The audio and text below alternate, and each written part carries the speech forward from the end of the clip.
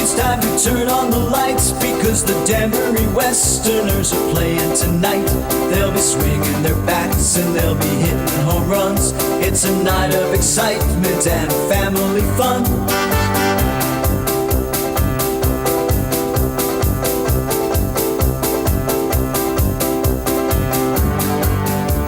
Welcome, sports fans, to another edition of Westerners Roundup.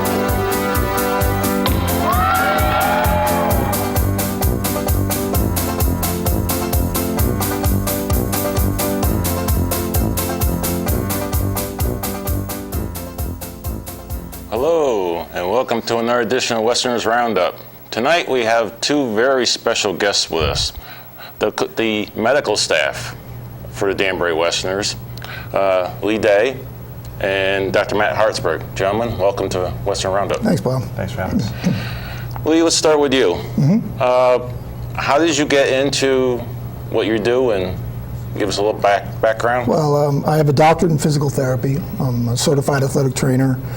I have some other certifications as well, but the way I got into, I've been doing this for about 30 years now. So I've worked with a lot of professional teams in the past. I've had a stint with the New York Giants. I did some work with the Mets. I did some work with the Arena Football, World League of American Football, Bridgeport Bluefish, and the Sound Tigers.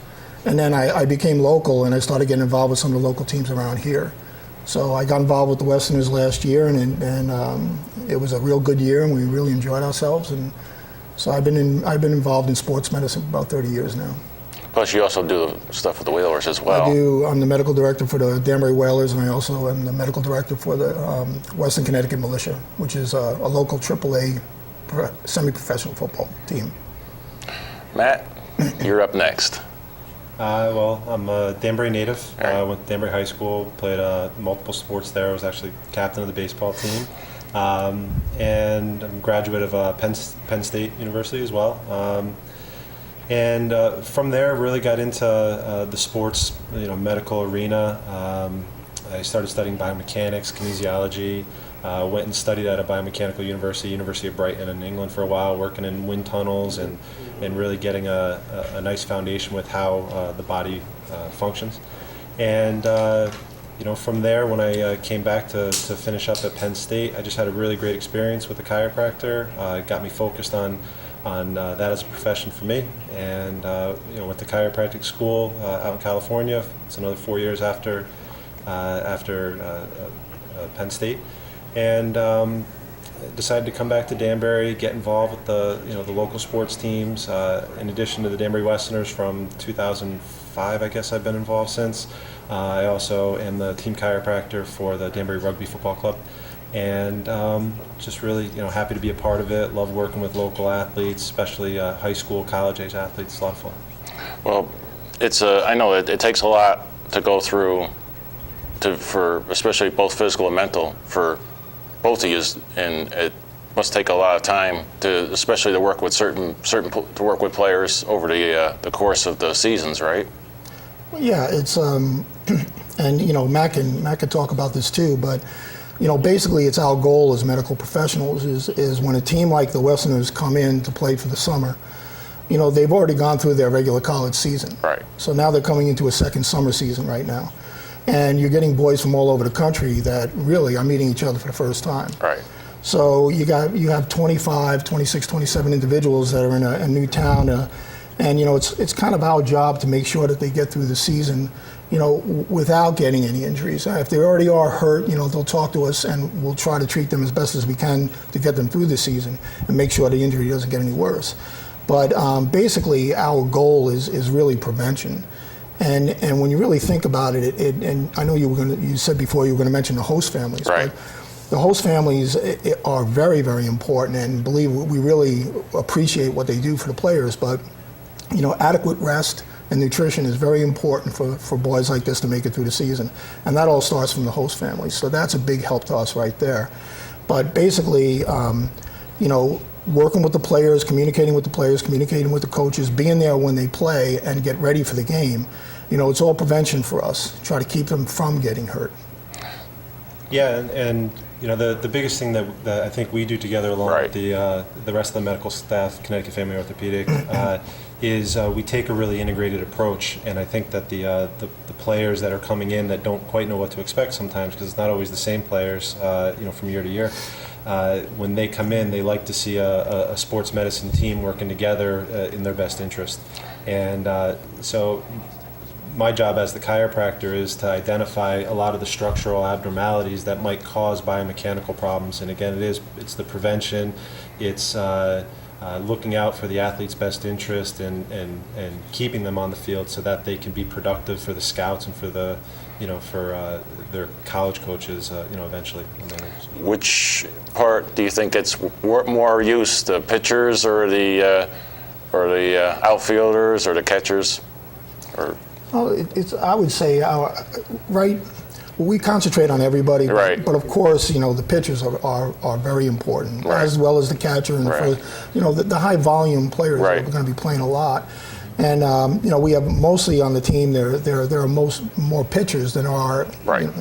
other type of players. So we concentrate on the pitchers a little bit more to make sure that they're adequately stretched and prepared and ready to go. Like before every game, I insist that I stretch out the pitcher, and I stretch out the catcher if I can get my hands on them, if they like that type right. of stuff, and the first baseman as well as every other player on the team. But yeah, we concentrate a lot on the pitchers. We really don't want them to wind up hurting their shoulders or their elbow. Yeah. Did you guys have any major problems last year with the Westerners? I think probably the biggest injury we had last year was a concussion, and that happened at the end of the year.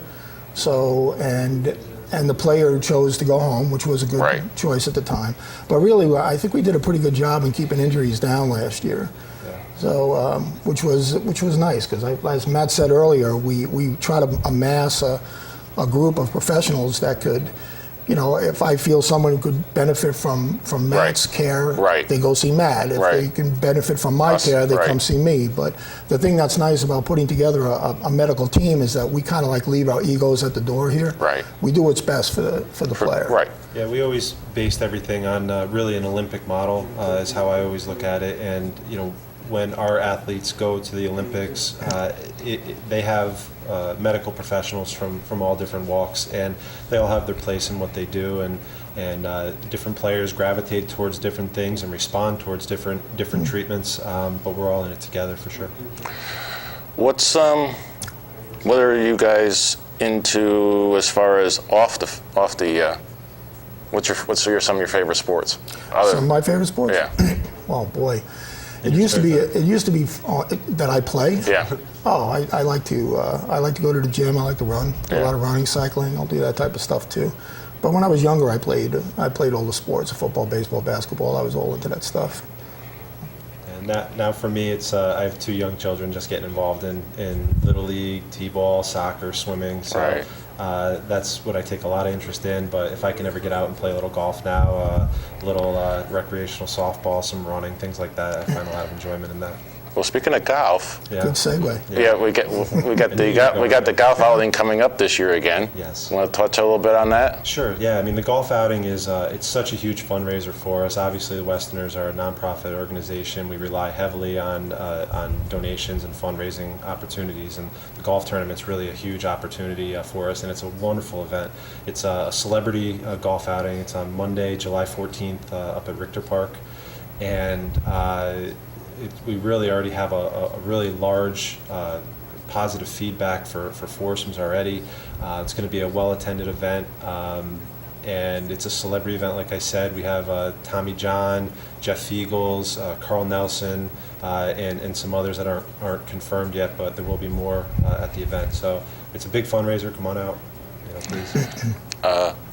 Touch a little more on like host families. Host families are huge. Even when we get to see the players either in my office or down at the field, that's I think the biggest thing that we generally get from the individuals as far as their experience. It's their time in Danbury with the host families, and it's getting on the bus every day and playing 40, 50 games over the course of a couple months. And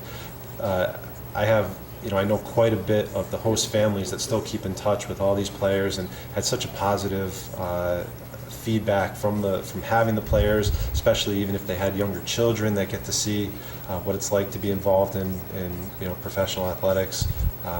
But we love the host families, and they do a lot for the players. Yeah, and the players love them too. I mean, we get a lot of feedback from the players about how well they're treated, and that's huge, because working with the Danbury Whalers and seeing that they're here for such a long period of time. Yeah, they're here for 4 months or more. I know, and that's a lot to ask host families to do. But it'd be nice if they took that lead and did the same thing, because sometimes these boys don't get the nutrition and the rest that they need to get.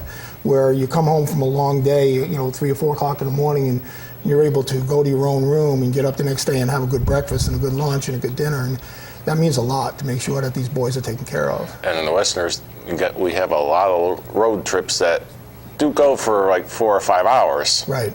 Absolutely. Mm-hmm. And you're all the way up to Vermont, to Laconia, and it takes a lot of a beating.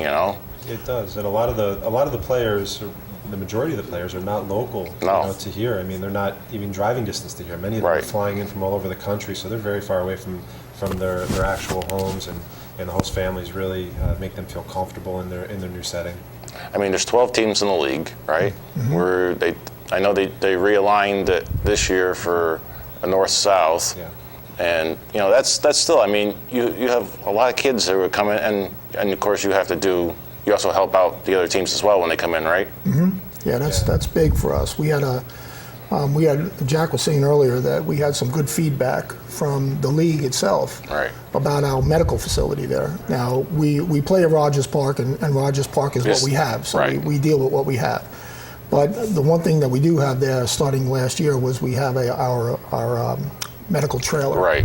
So it's kind of an athletic training room on wheels. It's an 8.5 foot by 18 foot training facility. It's got three cots in there for medical treatment. It's got everything we need: electricity, air conditioning, heating. It's got a golf cart that we use if we need to get around the area. Right. So it was a real nice addition to the Westerners, and we got a lot of good feedback from it last year.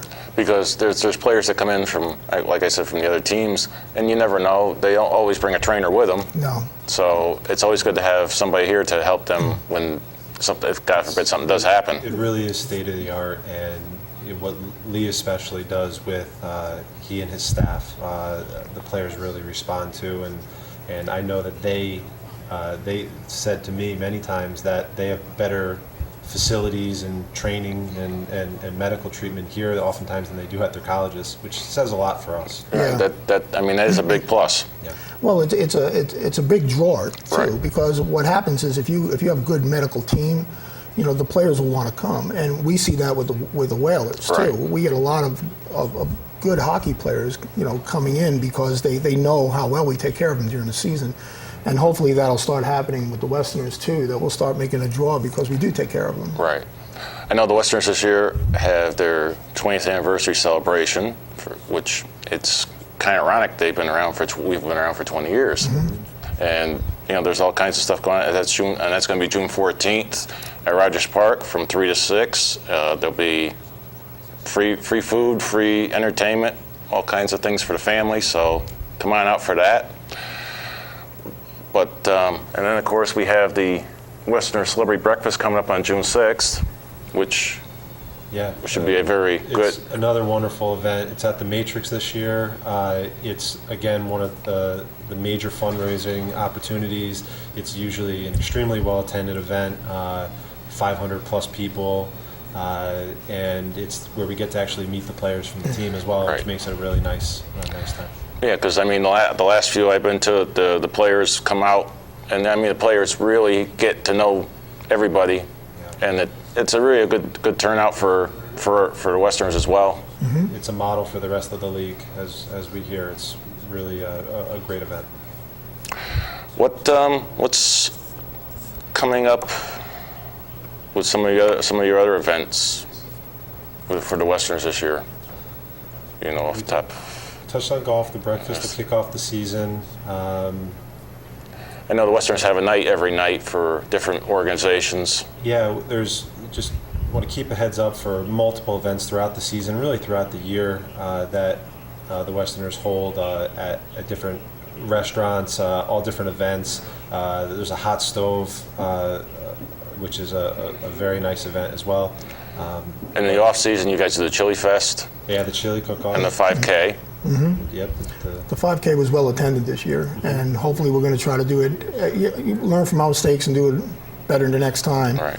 But being a board member, which I'm honored to be, and just to talk about the board itself, we are a non-for-profit organization here, and the amount of work that goes on during the course of the year to help support this team, it blew me away to see all the people that were so dedicated to trying to make this happen. That's why when we put events on like this, we appreciate any kind of support we can get, because any money we can raise is Right. easier for the team. Yeah, I mean, 2 months of baseball takes 12 months of fundraising. Raising. It doesn't happen in 2 months and 3 months. It's 365 days It of is. planning, and it really takes and it's an all volunteer organization. Completely. And All the, volunteer. And the board, especially, Paul Schaefer, Mike Malone, John Pitzer, and the rest of the board, really work very, very hard year round. Unbelievably hard. I'm so impressed with that group of people. And of course, Jack Deering as well. Yeah. Oh yes, director of baseball operations. Yeah, who's right over there. What are some of your goals for this year? Minimizing injuries, is a huge thing. Positive experience for the players. They are college kids, coming into our hometowns, and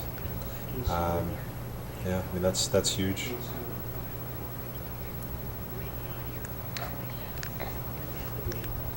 We still got a point. How much time we got? Oh. Can you give us some info on your businesses? Sure. I own a business in New York called Aeon Physical Therapy and Wellness. It's 4 physical therapy practices, one in Brewster, Somers, Mahopac, and White Plains. Several years ago, I decided that I wanted to come into the Connecticut area, and I developed a management company that now manages Connecticut Family Orthopedics physical therapy practices. It's called Agility Physical Therapy. So we have 2, soon to be 3. So like Matt here, we do a lot of, besides volunteering our time with the Westerners, but we're practitioners who treat a lot of injuries all day long. So, Matt worked all day long, and so did I, and I came here from work as well as he did. So, And for me, I opened up Hartburg Chiropractic, my office, in 2005 here in Danbury, and about 2.5 years ago, brought on another associate, Dr. Lisa Barker. We have full support staff, office managers. We have a wonderful massage therapist in our office as well, and really, I think Lee will agree. Working with the athletes is always the fun stuff. Yeah. And we see a lot of weekend warriors. We see a lot of people of circumstance that get injured from one way or the other. But we really look forward to working with the athletes when we get a chance.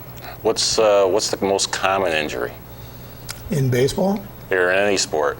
ooh, well, I guess the Ankle big, sprain. probably ankle sprains, but the big buzz right now, of course, are concussions. Yes. So, which it should be. And most people don't understand that a concussion just doesn't mean a hit to the head. You can get a concussion just from falling on the ground, Right. and just your head moving real quick. So the fact that they're paying so much attention to them now is I think it's excellent. But it puts a lot of pressure on us when somebody does wind up with a head injury. So It does, and whoever the on-field doctor is, whenever there is a suspected head injury, when concussions happen, they're brain injuries. Right. And we worry a lot about a second impact syndrome. We worry a lot about players returning to play before their brain injury has healed. And oftentimes you don't see the overt signals and signs of that injury. Right. And so we use extreme caution now. We've learned through everything with the NFL, with Dr. Cantu's work, and it's extremely important that we as the medical staff communicate with the players that we're always working in their best interest. And when you cover a game, Right. you have to be like myself. I being an athletic trainer actually covers some of these games, along with my other two athletic trainers, Doug Miklovich and Amy Chisano. But we have to be very vigilant because there are athletes out there that when they do sustain a head injury now, a lot of times they won't tell you because they don't want to be pulled out of the game. Right, they want to keep playing. So you really have to be vigilant. You have to be watchful. You have to see how the players respond and react, and if they're acting funny, you have to get on top of it. Right, So, because I mean, somebody could get whacked with a ball and think they're, oh, fine, we just go back out there and play again, but exactly. they And a lot of may- times the players will tell on them too. Right. Because the players will. I've had players come up to me before and say, "You need to check this guy out. He's not acting right." It's a new world now, and It I is. think we're all better for Oh, it absolutely. and having more information. I mean, nowadays, everybody has to wear a bandit helmet, even the coaches when they're out there on first base or third base, correct? Yeah. Probably Yeah. soon to be pitchers too.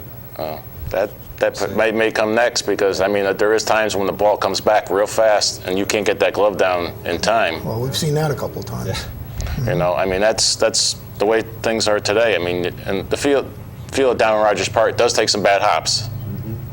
Yeah. I've seen that too many times. I'm sure I have a couple bumps and bruises around my body from those from growing up. Yeah.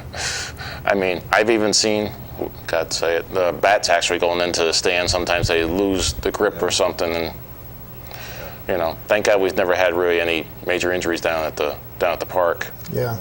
You know, you know, with any of the fans or anything. Correct. I mean, we try to be as safety as possible, and I know they keep constantly mentioning that, you know, the balls, the same thing in hockey, a puck could do a tremendous damage especially you get at that speed. Yeah. It could.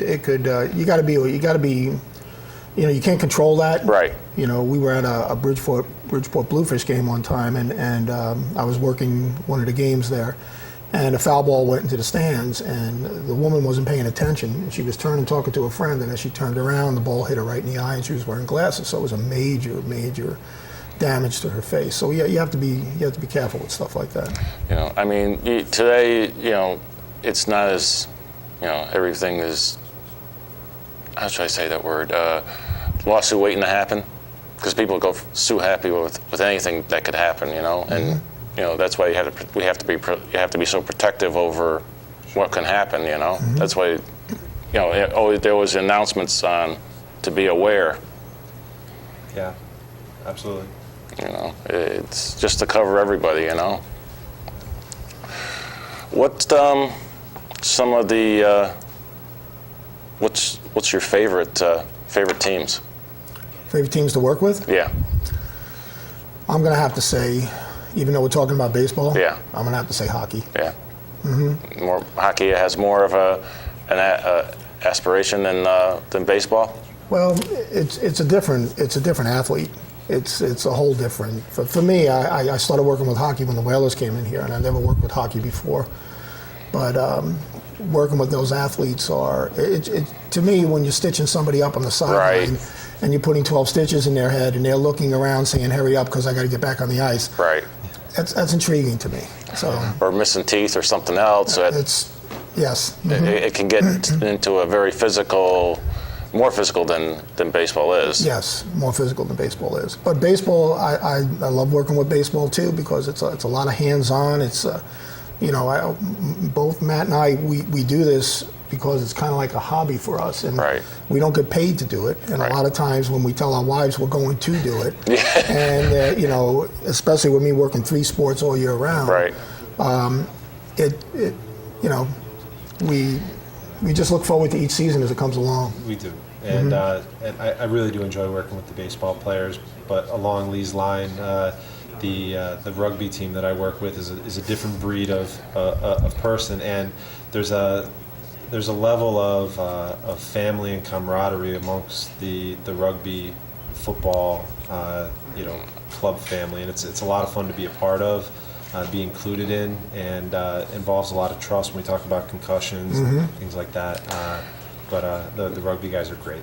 Now, I've only watched rugby very faintly. Sure. So can you touch a little bit on what the Rugby, fundamentals of it? fundamentals of rugby? It's basically football without pads and no Yeah. forward passing.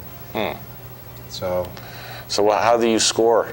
score similar to scoring a touchdown. Yeah. You're getting a try, and there also is kind of like a rugby form of a field goal as well. Extra points, but it's just really a great event. There's a lot of strategy, and like I said, a lot of brotherhood amongst the people that do it.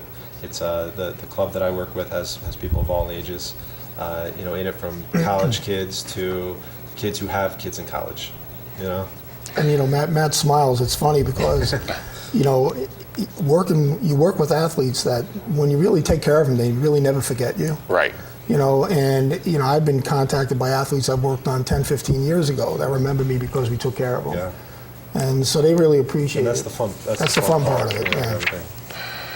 I have to mention a few people who help to get this show on the air every single week. First of all, Scott Lewis, who's also my right-hand man on Sports Buzz, Fanatical View, which airs Thursdays at 6 and Fridays at 1. Mike Toohey, who our director, whose Expose Cinema, which airs Fridays at 9, Wednesdays at 1. And, of course, our show here, which is on every Thursday night at 6:30 and re-airs at 1:30 on Fridays. The one thing I was going to ask about is, what about lacrosse?